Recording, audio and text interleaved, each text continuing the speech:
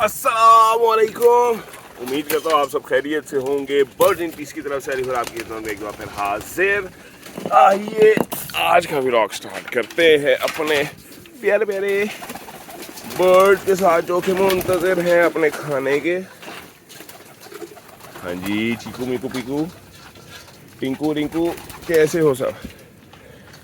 भूख लगी है, भूख लगी है, भूख लगी है भाई। ये रखा इनका खाना।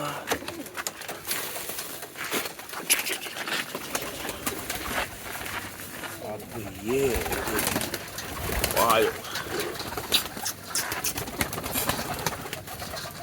इनको एक्चुअली में ज़्यादा लगी हुई है प्यास।